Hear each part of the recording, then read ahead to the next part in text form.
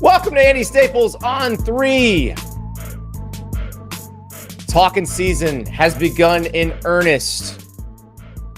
Also, the video game's coming back, and we found out on Tuesday that we have been played for suckers.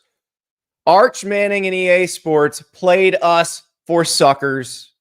Arch Manning is going to be in the game. There was a commercial and everything. I got played. Tommy. I got played. Yeah. I'm embarrassed. It's true. But we'll talk about that later. Pete Nakos is going to join us. We're going to talk about how Arch Manning and EA Sports played us because I'm not even mad. Like, it was perfect. If you're going to do this, there's only one way to thread that needle, and they threaded it. So we'll talk about that in a little bit. But first, we have to talk about Mike Gundy. I think this is what everybody was talking about all day on Tuesday. Mike Gundy and the Oklahoma State crew get to Las Vegas to Big 12 Media Days and very quickly get asked about what's going to happen with Ollie Gordon. Ollie Gordon is their star running back. He was arrested on a DUI charge earlier this month. And Mike Gundy says not suspending him, brought him here, and he's going to answer questions, and then he's going to play. And there was obviously an uproar over that, and then Mike Gundy kept getting asked about it, and, well, here's what he said in the press conference. This is the formal, your 20-minute period where you're up on the big stage, and he got asked about the Ollie Gordon situation. Ollie's doing fine. I've visited with him multiple times over the last week. Be quite honest with you, yesterday we had another hour conversation, and it was really the first time that he smiled. I think that it affected him like it would most people. We brought him here today so you guys could ask him that question. That was one of the reasons that I wanted to bring him here. It's hard for me to speak for Ollie. I can only give you some indication on what I've seen over the last week. I sit back and thought about what I thought was best for Oklahoma State University, Oklahoma State football, and Ollie as we move forward. And we made decisions. And the other thing I shared with Ollie yesterday was, after he decided that he wanted to come to today's event, that I told him, when this is finished today at 4 o'clock, it's over for me. I've already made the decisions that I think's what's best for you and this team, and you need to make the decisions in the comments of what you think's best for yourself and the team. And then after today, it's over with, and that's what our goal is, and I think we'll be able to get that accomplished. So that is what Mike Gundy said. Essentially, instead of suspending Ollie Gordon, he brings him to Big 12 Media Days, and all you Game of Thrones viewers, this is the walk through King's Landing with the SEPTA behind you going, shame, shame, shame. And Ollie Gordon, for his part, handled this really well. He got asked a ton about it. We've got one clip. Our friend Jenny Carlson, you can subscribe to her Substack, Beyond the Box Score. She has been covering sports in Oklahoma for a long, long time. In fact, she's the one who wrote the story that Mike Gundy got mad about back in 2007 when he was a 40-year-old man, as he reminded us in that particular press conference. But Jenny's, obviously, their relationship has been very much mended since then. And Jenny's covered this a long time. And I thought she asked the right questions of Ollie Gordon, and Ollie Gordon gave pretty good answers. Ollie, I know a lot of talk about what happened a couple Sundays ago. What at this point would you like to say about what happened, just where things stand with you? It's really just, I apologize for my actions, the mistakes I made, it wasn't good. Every mistake, every action has a consequence. And, I just want to apologize to my family, my team for my actions. And, I just hope that I can get back on good tracks and good terms with all of them, What What goes through your mind as all of that's happening? I mean, obviously, you've got big things coming up. Like, what's going through your mind as events are transpiring that night? You said right now? No, that night. For legal reasons, I don't really want to speak on that topic from that night, but I have learned from my actions and won the smart decision. What do you mean that Coach wanted you to be here? Sort of, be in front of us to answer questions about it? I talked to Coach Gundy, and it was more like it was my decision if I wanted to come or not. And, I felt like it was I felt like I should have came because it wouldn't be fair to my teammates or my coaches. Yeah, I think come up here, answer questions when I could. Going 3-9 last year, so. Ollie, this adversity that you're going through, how is All right, here we go. Ollie? That's the answers from Ollie Gordon. But it didn't keep his coach from getting asked about this. And where things sort of went off the rails was when Mike Gundy went on ESPN after his big room interview. And this is where this is part of a longer answer. I'll say that, but we can't take 4 minutes of ESPN video. They're not doing that. But this is the one that got everybody's attention. And we'll talk about that, and we'll put it in the context of the longer answer. But this is the one that everybody's like, whoa, hold on. We were with you maybe until this. So I looked it up on my phone. What would be the legal limit? Like in Oklahoma is 0.08, and Ollie was 0.1. So I looked it up, and it was based on body weight.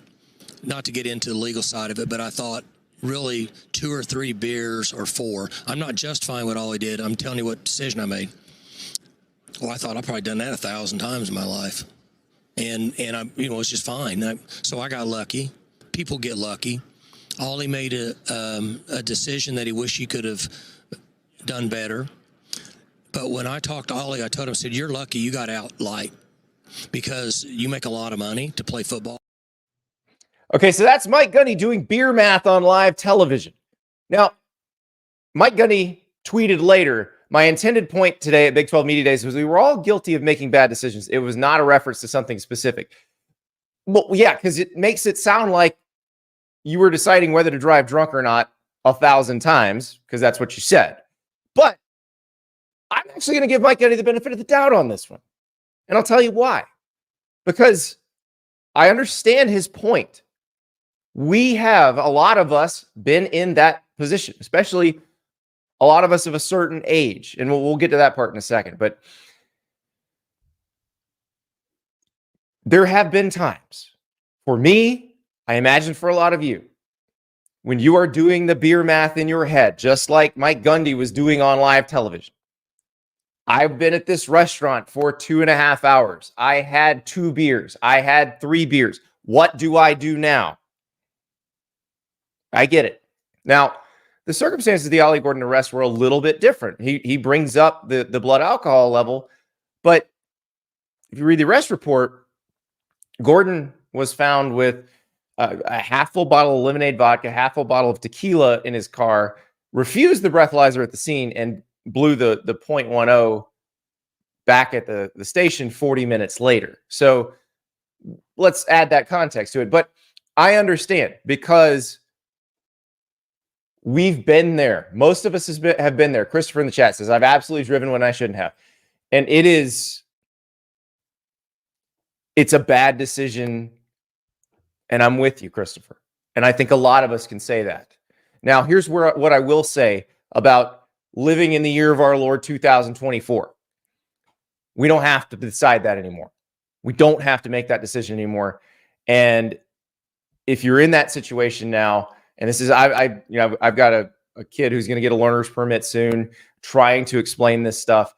If you're in that situation, we now have a way to never have to worry about that. Alan in the chat, I have 2, but I do not drink and drive any longer. That's too much to lose. You're absolutely right, Alan, because we're talking about this a few days after we just talked about Kyrie Jackson passing away from a car crash that it may have involved a drunk driver. We don't know yet. They're investigating it still, but the police said they suspect it involved a drunk driver. And there is so much to lose for yourself, for other people. We all know the Henry Ruggs story. It's really bad. So we don't have to do that anymore. That is one of the great things about living in the age we live in now. And so I'm 45. I know a lot of you in my age bracket and older, you remember these days well. Like, I live in a small town. There's not a ton of taxis in this town. So there would be times when you couldn't get a taxi and you just sitting there going, what do I do? And I've just sat in my car for a couple hours in situations like that. Just like, okay, I can't, I'm not doing this. I'm not driving, but I have no other way home. That doesn't exist anymore. We have Uber and Lyft now. We have it. The solution is there for everyone. It is reasonably priced, especially compared to the cost of what the DUI is going to cost you if you get caught. It is barely anything compared to that. So there shouldn't be these issues anymore. You know, we saw it with Justin Timberlake a few weeks ago. Like, what is Justin Timberlake doing? But I understand where Mike Gundy is coming from when he says that. I think he said it wrong, but I understand where he's coming from. What Mike Gundy also said in multiple interviews that I found very interesting, that we have not really talked much about. That was not in the outrage cycle yesterday. You didn't get a lot of nuanced discussion about what else he said. And I thought it was interesting. He mentioned that Ollie Gordon is making a lot of money for playing football, which is true. And Gundy didn't say it in a judgmental way. It's a statement of fact. He is. Just like an NFL player is. Now, he's not making as much, but he's making good money. Part of that is you're paying him, or the collective at Oklahoma State is paying him to play. So does that factor into the suspension decision? I would venture to guess the opponent in game one factors into the suspension decision. It's South Dakota State. And some of you are going, FCS school. Oh, you can't beat an FCS school without him? Well, South Dakota State's the two-time defending FCS national champions. Remember the last time a two-time defending FCS national champion went to a power conference school? I do. It was when Appalachian State went to the Big House. 2007. We all know how that went. So I imagine that's part of the decision. And then Gundy brought up another thing, that 4-minute answer that I'm talking about. In that 4-minute answer, he brought up something else that I've always struggled with myself. And I don't know the right answer. I realize I'm supposed to have these massive flaming takes on everything, but I really don't know that I have the right answer on something like this, or if any coach does either. And this is what Mike Gundy says. Is suspending him for one game really going to matter? I don't think so. Now, you want to suspend him for 6 games? Maybe that would do it. But I don't think that's fair to everybody else on our team, and I have to take that into consideration. That's a very honest answer from Mike Gundy. A very honest answer that I'm not sure a lot of other coaches would have given. He's right. Gundy's job is to win games. The other players probably need Ollie Gordon to play to be in the best place to win those games. And this is a pro sport now. You know, it always kind of was, but now it really is. And so the whole morality play that has always sort of consumed college football, even though it was kind of BS, I think now we can strip that away. The whole, we're molding men here. No, you're trying to win football games. That's what you've always been trying to do. If people grow as human beings through that process, that's great. But that's not what people are trying to do. So I thought that was a very interesting answer from Mike Gundy. I also thought that Mike Gundy, he's always been pretty loose in front of a microphone. We know that. This is Mr. I'm a man, I'm 40. But he is really in screw it mode now.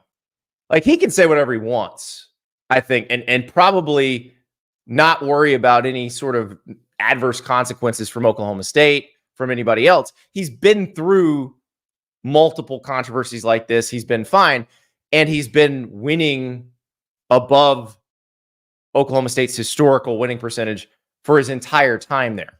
So I think he's fine on that. But I also think Mike Gundy's about to enter an era where he may have an advantage. And it's crazy to think, because I remember about a year ago wondering how long Mike Gundy was going to last in the era of the transfer portal, of NIL, because I wasn't sure if the way he won was going to work in that era. But that era is about to not end, but shift into the era of schools actually paying players. And I think that is about to give Mike Gundy a big advantage, especially in the Big 12. Because in the Big 12, everybody's pretty similar. There's no giant big dog. Texas and Oklahoma are gone. So there's no school where they're going to have a collective that can kick in so much more money above what the school is kicking in, that they would have a prohibitive advantage financially. So Oklahoma State is not a school where the collective is going to be able to give them a ton of money, where if you are relying only on your donors to pay the players, which is what you have now, it's tough. But if you've got money coming from the athletic department, coming from your TV contract that is going to pay the players, and then you supplement that with your NIL, with your collective's money, then I trust Mike Gundy to win a lot that way, because Mike Gundy hasn't ever needed to have the most. If you get him close, he's going to be very competitive. And I talked to another power conference coach earlier this year, and he put it really well. This is another person who's great at evaluating, great at developing talent. And they basically, this coach was telling me they went to their administration and said, if you can fund me at the bottom, I'll put you in the middle. If you can fund me in the middle, I'll put you close to the top. And that's kind of where Mike Gundy is. If Oklahoma State can fund Mike Gundy in the middle, Oklahoma State can be really good, because he's always been at this disadvantage. He's always had to deal with Texas and Oklahoma. He doesn't have them anymore. Now he's got a bunch of schools that are kind of similarly situated. Now he's got to deal with some other coaches in this league who are also really good at what he's good at. Kyle Whittingham at Utah, Lance Leipold at Kansas, Chris Kleiman at Kansas State. They're great at that too. Willie Fritz at Houston. We've seen that throughout his career. Now he's got to get it going at Houston. But Gundy got asked a great question at Big 12 Media Days about, is it possible for anybody to dominate this new Big 12? And he had an interesting answer. That's a great question. I don't know that any of us will be able to read into that at this point. We're learning about the new teams that are coming in. In my opinion, as we move forward, there's going to be a lot of parity. I should say more parity in college football than there has been over the last few years. If revenue sharing takes effect, I would guess that most schools in this league will distribute money somewhat equally to football. The direction we're going, that's going to determine the type of players that you have in your organization, whether we like it or not.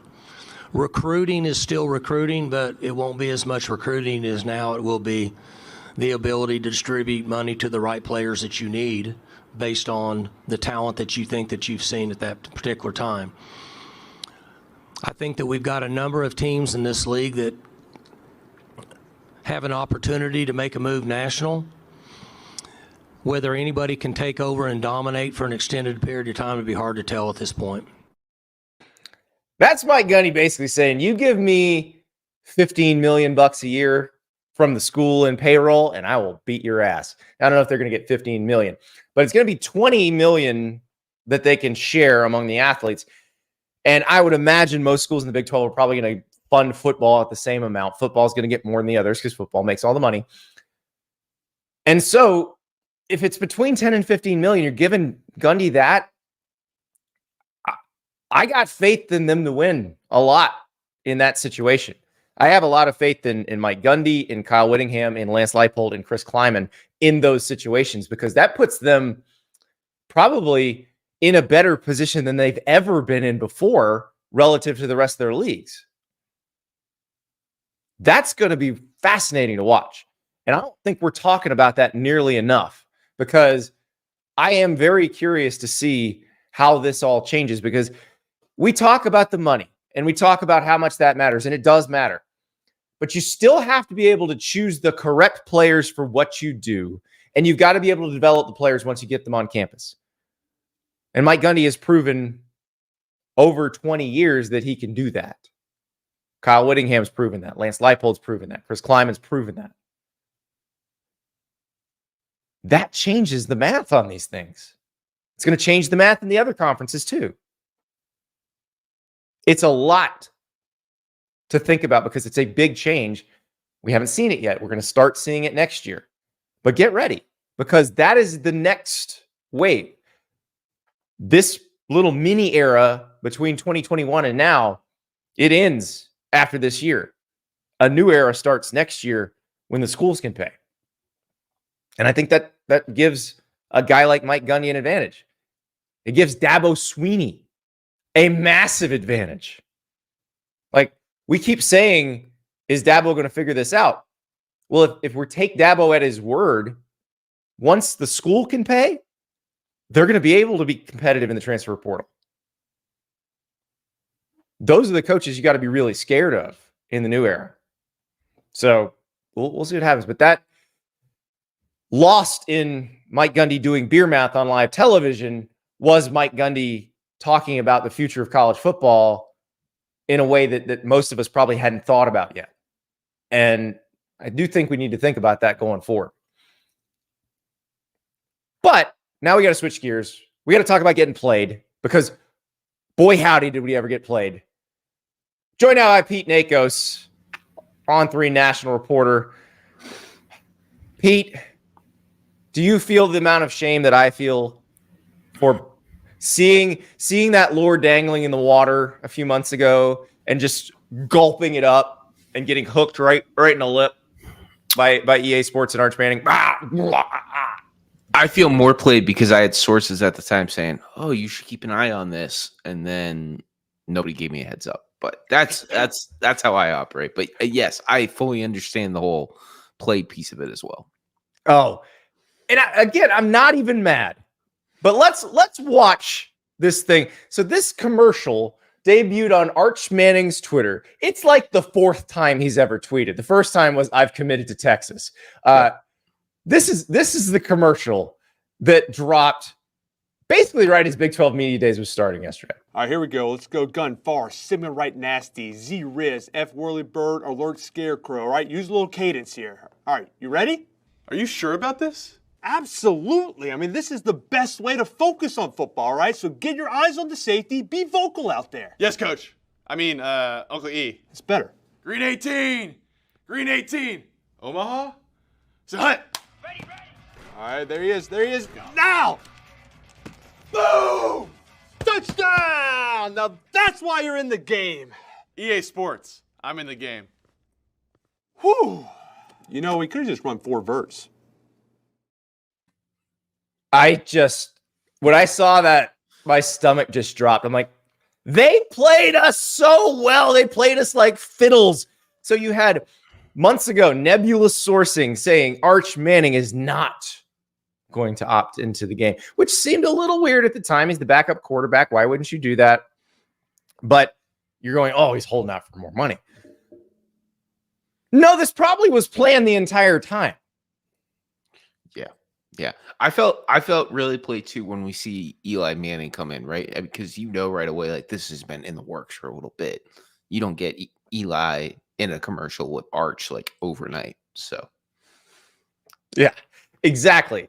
And so you reported that Arch got between $50,000 and $60,000 for being in this, Right. which and what he's being paid to promote the game, which other players also were paid to promote the game. Obviously, the three guys on the cover, but there were other players when they announced this deal where you could opt in. Yep. There were other players who tweeted or posted on Instagram saying I'm in the game. They were paid for that as well. They were, and it's been funny seeing some social media backlash about how much money this is. Well, folks, Travis Hunter and Quinn Ewers get six figures. Like, that shouldn't be really startling, but that's the facts. But and they were on the cover. Let's talk about that part of it too, because I'm telling you, advertising classes will do a case study on this whole rollout. Yeah. As just the most brilliant way of getting free publicity. And I realize we're doing that too. We're doing it 100%. For them. Yeah. But I don't care. And people seem interested in it. Yep. And so, but with Arch Manning, there's some sensitivity. There's some things you have to be careful of within the team dynamic. And they threaded the needle perfectly here because, okay, Quinn Ewers is on the cover. Right. Quinn Ewers is starting quarterback at Texas. Arch Manning is his backup. Quinn Ewers is on the cover, and he got his moment when they revealed the cover. So you had Quinn Ewers, you had Donovan Edwards, you had Travis Hunter. They had the whole, mini behind the scenes documentary on that. They had everything. So you got Quinn Ewers gets his moment, and then Pete, this is what I love. In the commercial, you do not see Arch Manning playing quarterback in a game for Texas. You see him practicing. Yep. It's the other really interesting twist to it all, to Andy, which I know you know, but it's like we all know how many eyeballs are going to be on Quinn and Arch this year, right? And like, oh, does like Arch get into a game and things like that? And I'm sorry, but this just completely like goes all in on that idea as well. And obviously, yes, the practice field shows that he's the clear backup, but man, I mean, on the flip side too, what a huge win for Texas, right? Yeah, talk about he's doing the hook 'em. I mean, come on. Quinn's on the cover, and then Arch is doing hook 'em in a national ad spot. Well, and I will say, the photo that we pulled from that ad with Arch in the shoulder pads with the headphones on, he looks like a barbarian on the cover of a romance novel. If that makes it. But I will say, dynamite acting skills by Arch. The acting skills from Eli and Peyton. I'm assuming Cooper, Arch's dad, similar personality to his brothers. Like it carried through. Now Eli has become one of the funniest people in football. Yes, since retiring. Yes, and it doesn't work without Eli. No, and Eli brings it all together. And I didn't know, like, we haven't really seen that much of Arch, to be completely honest with you. So like that was kind of exciting to see Arch, see a little bit of personality. Eli made the whole thing though, calling the play, telling him this is how you practice. He made the whole thing. And Eli's production company made the commercial, correct? They sure did. Yes. Nice payday. That's the thing. Like, when in doubt, follow the money. Yep. But yeah, we got played. It happens. We apologize. Not really. We appreciate the content. And I'm still excited about the game. And who knows? Maybe I'll do some practicing as Arch Manning. I mean, why wouldn't you just put Arch in? Yeah. It just mix it up. What if I want to use Quinn? Well, what if you use Quinn on the first drive and then put Arch in the second? Pull a little Jonathan Smith, Aiden Childs action in there. What if I pull a Steve Spurrier and replace them every play? Like Doug Johnson and Noah Brandeis. One, then one, then one, then one, then one, then one. That's not going to be a very fun gameplay. It's going to be, okay, I need 20 seconds to flip these guys. There's a few more button presses than Steve Spurrier had to do. Like Steve Spurrier back in 1997 against Florida State is like, oh, I can just, instead of sitting and playing a receiver, I can just run it in with the quarterback. Like he's just looking for efficiencies here. Yep. I don't know. It will be fun though. I mean, Texas, it's Arch is the heir apparent. Ozzy, me trying to convince Arch Manning to transfer to Louisiana Tech in Dynasty. That's the thing. Like how many people are going to be recruiting Arch Manning as a transfer in this game? Like I'll tell you, Pete, when we were down at EA Sports and they were showing us the slides of how the gameplay would work and the different modes would work, the Dynasty mode slide, they got to the transfer portal and the top name in the transfer portal was Drew Aller. And we all, like, you heard this an audible gasp from all the non-Madden people in the room, like the people who were there for the college football game. Because it's like, whoa. And then one of the guys who's a major Penn State fan, one of their developers, is like, guys, Drew Aller's not transferring. But we figured we'd give you an example of there's going to be somebody like this because Kyle McCord did it last year. Well, then, my first dynasty is going to really attack the portal. I'll just say that. Yeah, my ULM Warhawks, General Booty might not survive to year 2 as the starter if he's not really, really productive. I wasn't sure if you saw yesterday, Avery Johnson got to play the game. And, we were going to talk about that later in the show. Okay. Yeah, we're going to talk about that. We got a clip from our guys at K-State Online, so we'll definitely be talking about that. But I do want to talk to you about some of the other things that were mentioned at Big 12 Media Days, because Brett Yormark, the commissioner, got up. Now, remember, Brett Yormark is the guy who said the Big 12 is open for business. Yep. Who this time last year, we were like, what are they going to do? We knew they were courting the Four Corner schools, trying to get them away from the Pac-12. Yeah. The Pac-12 disintegrates a month later. They get those schools. Yeah. Now Brett Yormark talking about all his big ideas going forward. So he threw out a really interesting idea yesterday that is not new to the college sports, but it's the first time a commissioner has really thrown it out there like that, of maybe selling sports in different TV packages. The Big 12 got a new extension last year in the $2 billion range, which sounds like a lot, but isn't when you look at the fact that the Big Ten got $7 billion over about 9 or 10 years. But anyways, but you look at it, the Big 12 basketball package, I think, would be one of the more valuable ones out there, right? Obviously one of the better conferences in the sport. They've flirted with Gonzaga and UConn. I don't think they'll add those at this point.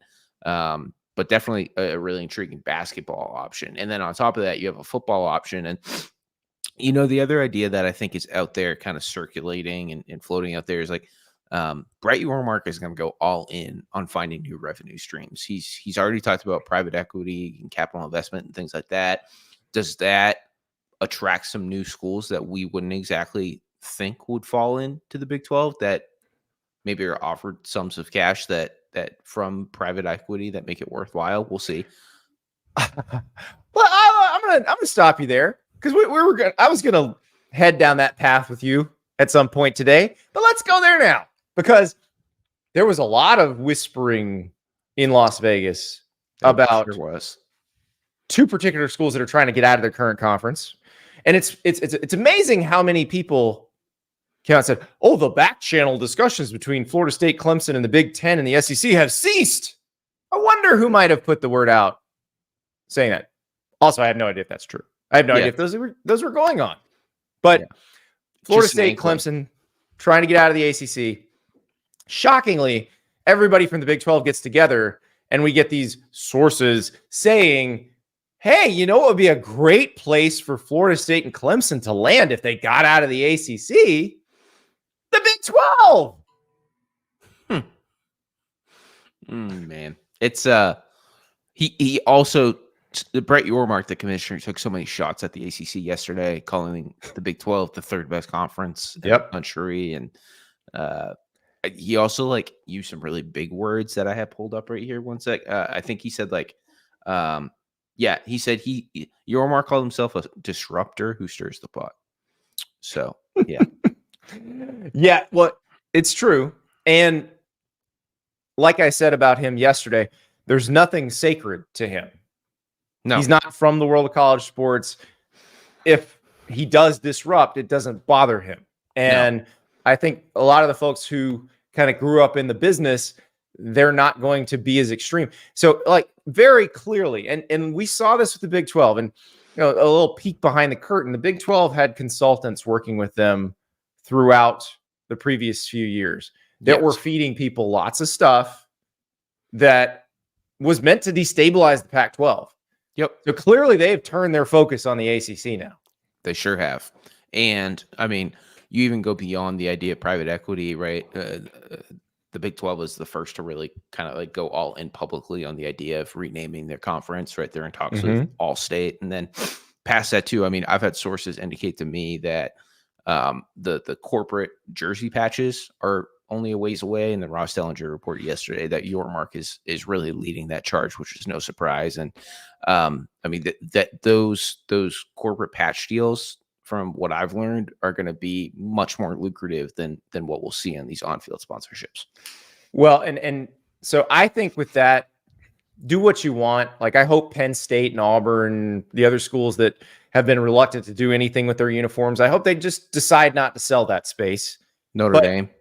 Yeah. But if we're being real about it, they've all been selling that space for quite some time, because you report on this, like, the logo of the apparel company that makes the uniform has been what has been advertised by the uniform. Yes. So it's been Nike, Adidas, Under Armour, you name it. And they've taken money for that. So anybody who thinks that this is something sacred that they would never, they've been selling it forever. And, you know, I wouldn't say I'm an advocate, but I think it's a good idea, especially for those low Power 4 schools and Group of 5 schools who are really not going to be able to opt into the full revenue sharing percentage. And they are going to need to find some new revenue assets. And that is going to be a really easy one in some situations. I hope it's Chico's Bail Bonds, greatest jersey sponsor in the history of the world. Bad News Bears. If you haven't seen it, go watch. I like the Andy Staples show. Just a big we could picture of Andy. What about an On3 jersey sponsorship? The problem with that is we can't sponsor, like, if we sponsored one school, then everybody else is going to get mad at us. And that, I think the best road that's is why we need to, why Phil Knight can't buy the whole can't buy a national title. I think that's why we need to go all in on a bowl game. I agree. And I have actually brought this up to our bosses. They are not sure it is that the juice is worth the squeeze. I disagree, mostly because I want to call the Myrtle Beach Bowl and have you as the roving sideline reporter.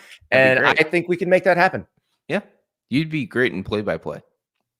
I don't know if I'd be good at, I might need to be the analyst. I want to be the guy, like the Appalachian State radio guy, who just starts screaming when something happens.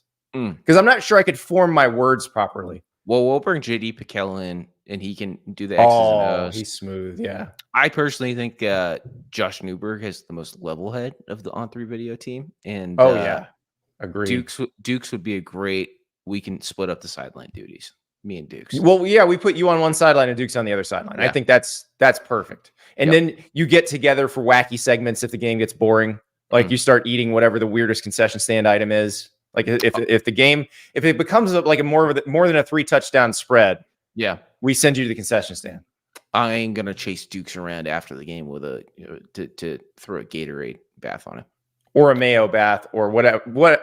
We need a new condiment. Like, can we have the On3 Sriracha Myrtle Beach Bowl? No. You're not risking getting sriracha thrown on you? No. Have you ever had a jalapeno like in your eye like that? Yeah, it's bad. It is bad. All right, so Brett Yormark, I thought the splitting the football and basketball TV deals was very interesting as well. My brain went more conspiratorially than yours did. Yours very smartly went to, this is potentially a more valuable basketball contract than most other leagues. Therefore, why not split it out instead of it being just an addition to the football one?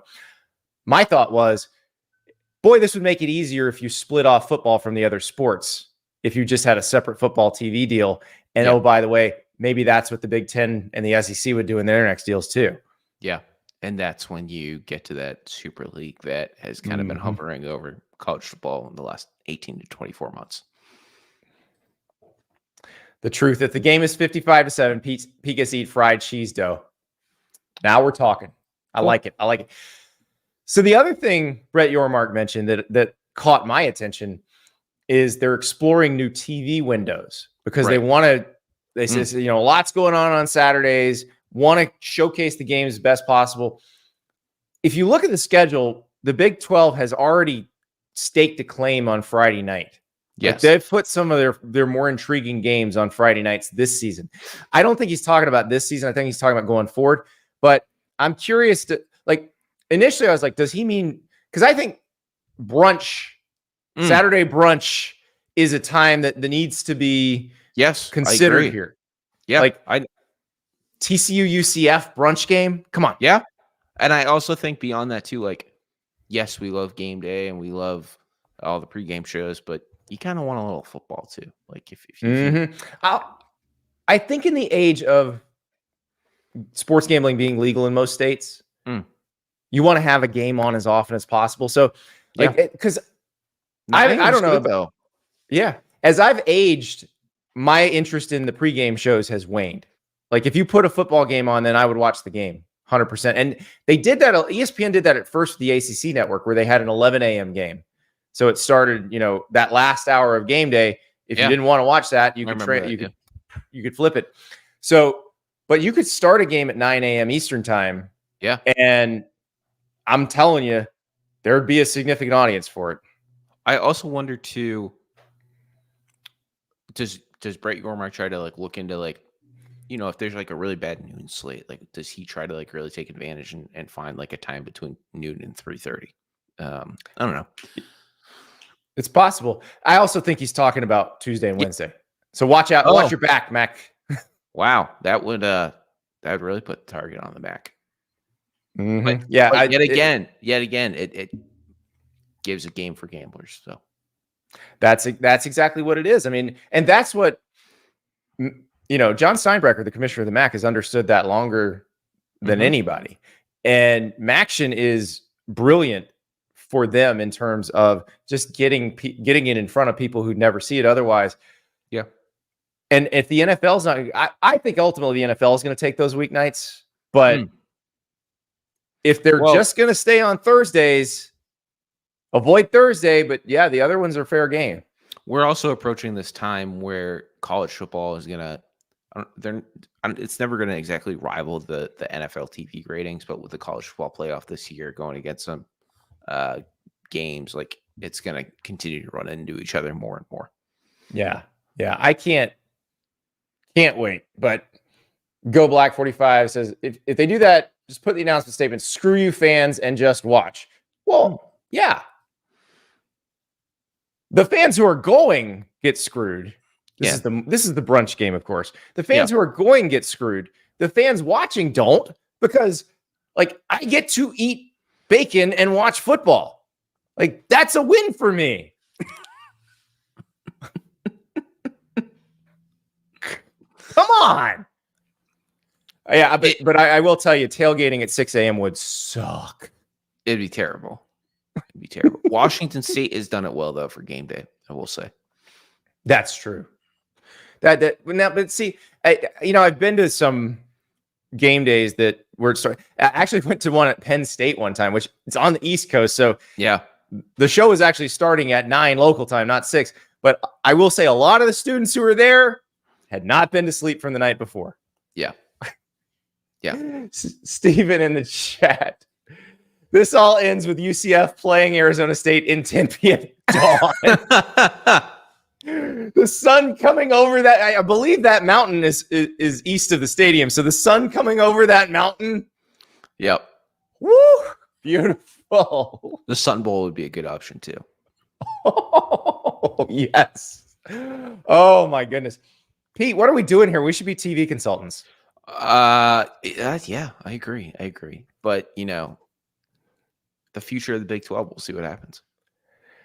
Well, Brett Yormark, if you need anybody to just feed you ideas, me and Pete, look, you get a couple drinks in us. We're no bad ideas people. Exactly. Thank you, Pete Nakos. We'll have you back when we need another blue sky session. And it'll be soon. Pete Nakos, the great national reporter from On 3.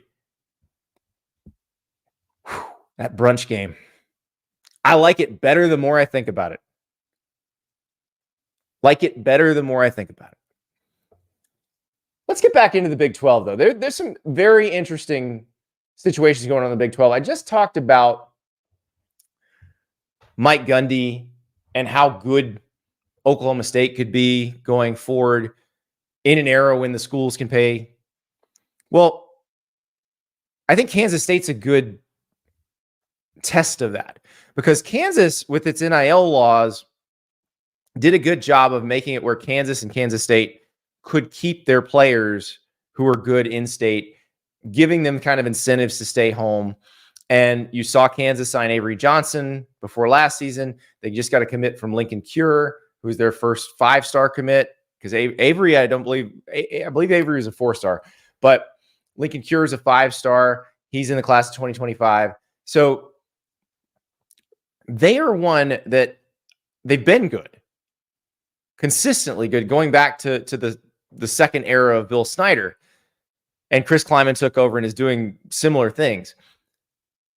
But could they be even better?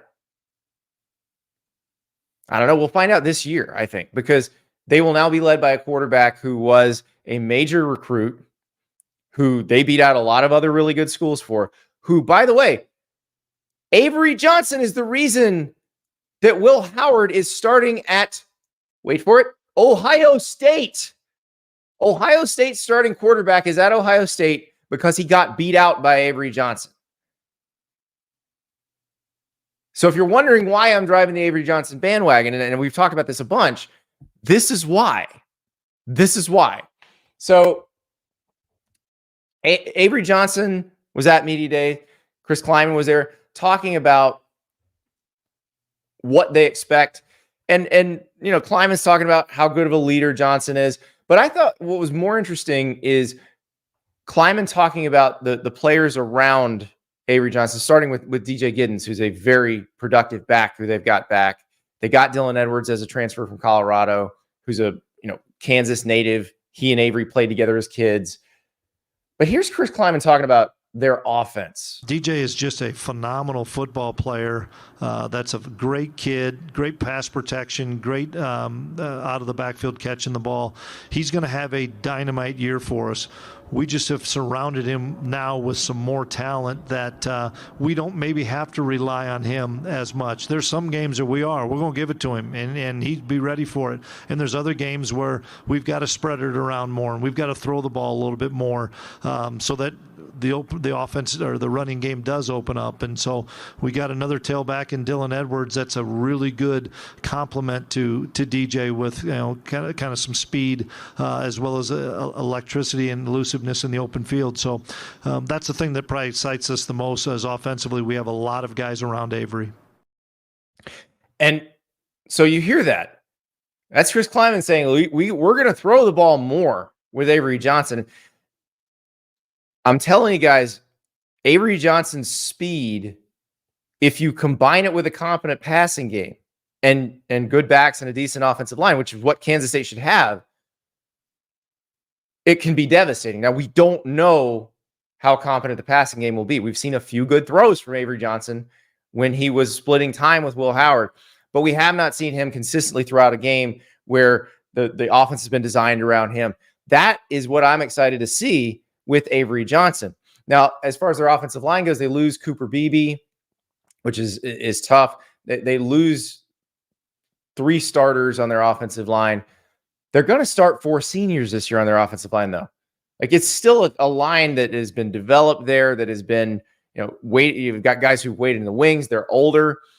And that's where, like, K-State and Oklahoma State, as potential conference favorites, make a lot of sense because of the age of the offensive line. Oklahoma State, they're older and very experienced. So we expect quite a bit out of them. But the Kansas State favoritism, where they fall among the betting favorites, they're the second best odds behind Utah, which is another program that always has an older group in the trenches. Again, it's interesting because the teams that are the favorites, other than Arizona, kind of built the same way. So I'm fascinated to watch K-State this year. Now, Avery Johnson got asked about the video game because he got to play the video game. Because I think Avery Johnson is going to be one of the people who, if you play the video game, you may not be a K-State fan, may not know who anybody is, but you might gravitate toward this guy because he's super fast. And I'm telling you, the run game in this game, having played it, if you've got a good runner, a slippery runner, if you've been playing Madden, you're not used to this, but you can break some tackles or slip some tackles and really gain some yards. So I think Avery Johnson is going to be a popular guy to play as. Although my friend Chris Vanini from The Athletic asked him yesterday, did they get your speed right? He says, no. Not quite as fast as he is in real life, which I think that's just fast guy. I can beat you in a parking lot race talking there. But yeah, he's really fast. Now, our guys from K-State Online caught up with Avery Johnson, asked him about the game, more specifically asked him about his most prominent physical feature and whether the game got that right. As far as like players looked, I mean, I feel like they looked to a part. I might have been a little buffer than I am in real life. I don't feel like I'm that buff. I feel like I'm a little bit more slim of a guy, but it was pretty accurate. But you thought height, weight, hair, skin, all that looked except for hair. enough? I didn't have hair. Oh, okay. Which EA will get a tweet about. I was gonna say I think that they will probably fix that pretty quickly for you. Yeah. EA will get a tweet about it. Hey, listen, you can fly in an update in this game, so get that man his lettuce. Because, yeah, Avery Johnson's got to have hair in this game. If it's in the game, it's in the game. Avery Johnson's hair is in the game. We had the April Fool's post from Kansas State where they showed somebody sitting in a barber chair and all this curly hair falling to the floor. And people are like, whoa! I got by that one. Arch Manning got me. K-State got me on that one. But Avery Johnson, very interesting QB to watch. But not the only interesting long-haired quarterback in the Big 12. Cam Rising. We got to talk about him, too. Utah's Cam Rising coming back. A knee injury cost him all of last season. Remember, he suffered a knee injury in the Rose Bowl following the 2022 season. And it was so bad that it basically cost him the whole 2023 season. Also, Brant Keithy, their tight end, had been hurt earlier that year. He also was injured so badly that he missed all of last season. Both those guys are back. And Utah, remember, with Cam Rising as the starter, won 2 consecutive Pac-12 titles. That's with Oregon, with USC, with Washington in the league. So that's how good Utah can be. So big expectations. Now, Cam Rising, because of the way his injury worked and because of the COVID year, he actually could get an 8th year of college football. This is number 7 coming up. He got asked about that. And he said, no, 7's plenty. 8's not in the plan. 7's plenty. So Cam Rising planning for this to be his last year of college football. Now, it will become a special year for Utah and for its rival BYU, because that game is now a conference game again for the first time in years. And if you've never really looked into the Utah-BYU rivalry, it is nasty. It's a kind of church versus state. Like there's a lot of variables at play here. There's potential, like BYU tried to wreck the conference that Utah was in at one point when Utah and BYU left the WAC to start the Mountain West, but BYU then went independent and then tried to put its other sports in the WAC and then torpedo the Mountain West. So there is a lot of animosity here. They've played some since they weren't in the same conference, but not every year. And they haven't played since 2021. BYU actually won that game, ending a long Utah win streak. Trust me, the Utes are ready to play this game again. And Cam Rising really didn't mince words when he got asked about it. I just want to go down there and whip their ass pretty much. That's all I'm focused on. Absolutely. One more. I just want to go down there and whip their ass pretty much. That's all I'm focused on. That video from Dana Green of WTKX or KTKX, sorry, in Utah. That is Not mincing words. Cam Rising, not mincing words. And that is exactly how most of the Utes and most of the Cougars feel about this game. I can't wait to see it. I'm so thrilled that this is a conference game again. It's late in the season. It is game 9 for BYU. For Utah. I believe it's game 9 for BYU as well. And it's a conference game too. So this is going to be, of the rivalries coming back. Obviously, we're very excited about Texas A&M and Texas coming back, but this one coming back as an annual conference game. Let's go. It is animosity. Like, think about the Egg Bowl, Mississippi and Mississippi State. That level of hatred, except you add the church versus state element to it instead of two state schools. The Egg Bowl is more traditional, liberal arts school versus ag school kind of rivalry. This one is the state school versus the church school, and it really gets nasty. So let's go. All right. Tomorrow's a Thursday, so you know what that means. Your questions drive the show. Dear Andy, you know where to find me. Andy_Staples on X, Andy_Staples on Instagram, AndyStaples3@gmail.com. If you'd like to email me your question, or you have one that's just way too long for social media, send me that question there. If you got a video question, you can shoot it to that email address as well. I can't wait to answer your questions. Now, I'm not going to be the only one answering questions, because remember, a certain Colorado coach takes the stage at Big 12 Media Days on Wednesday. So, of course, we will break down everything Coach Prime had to say, because this is one we've been waiting for a while. We want to know, how much better is Colorado going to be? We'll see if Coach Prime gives us any insight into that. It is talking season. Coaches, microphones, always an adventure. We'll talk to you tomorrow.